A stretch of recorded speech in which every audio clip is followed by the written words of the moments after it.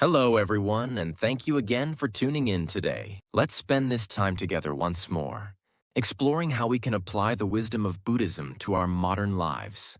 Today's topic is right thought. In Japanese, it's pronounced shoshui. It's the second step in the Noble Eightfold Path, which forms the core of Buddhist teachings.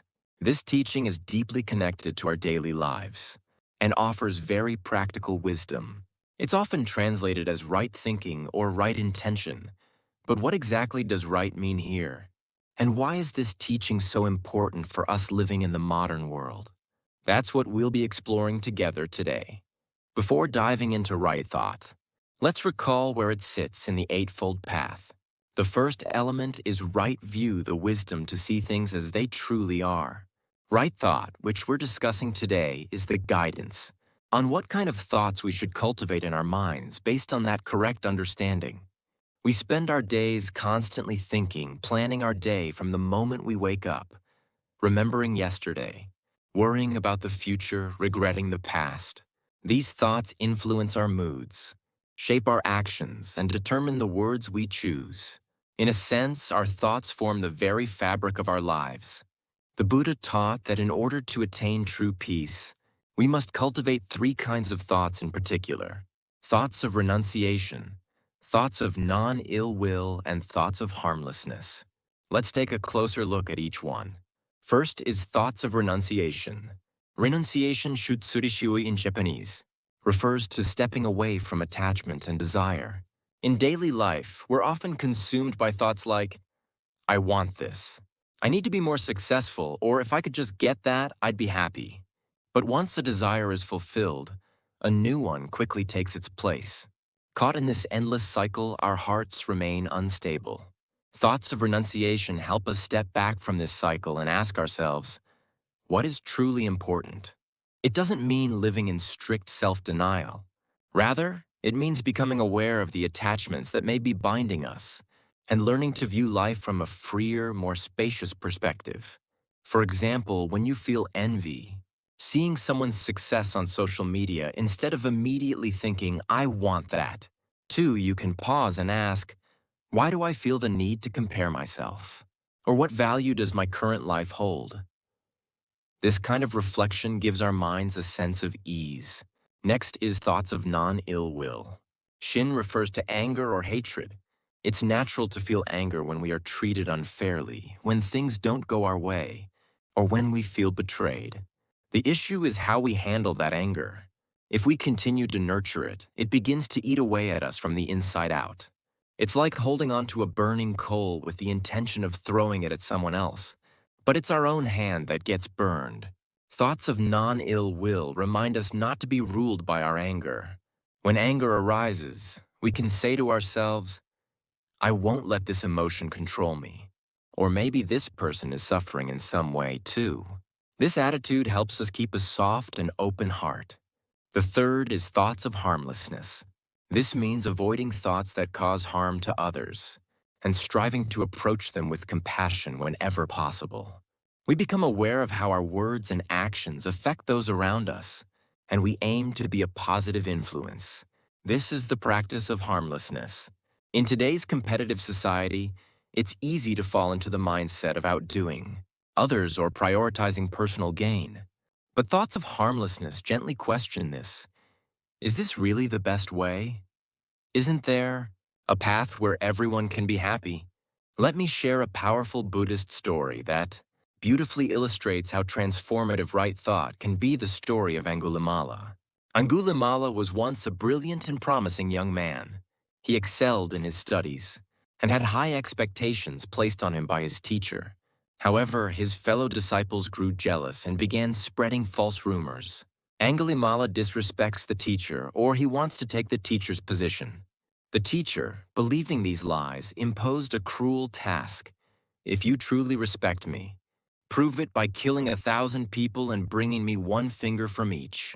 Though we now see this as a malicious demand, the sincere Angulimala took it to heart, and tragically, he began killing. He collected the fingers of his victims and wore them as a necklace, earning the name Angulimala, which means garland of fingers. He became a feared murderer. But fate brought him face to face with the Buddha one day. Angulimala chased after the Buddha, intending to kill him. Strangely, no matter how fast he ran, he could not catch up to the Buddha, who appeared to walk calmly. Panting, Angulimala shouted, "Stop!" The Buddha turned and said, "I have already stopped long ago. It is you who have not stopped." These words struck Angulimala like lightning. He realized how lost he had become, driven by delusion, hatred, and attachment, having forgotten his true self. He bowed to the Buddha and requested ordination. Through rigorous practice, he purified his heart and ultimately attained the state of arhat, complete spiritual awakening. The man who had once been a feared killer was reborn as a compassionate sage. This story teaches us that anyone can change. No matter how grave our mistakes, no matter how far we've wandered from the right path, a change in thought can transform our lives entirely. That change begins with right thought. In our modern lives, we often fall into mental traps, overwhelmed by work, stress, relationship struggles, or anxiety about the future. In such times, our minds tend to drift into negativity. But remember the teachings of right thought. Start with thoughts of renunciation. What am I clinging to right now?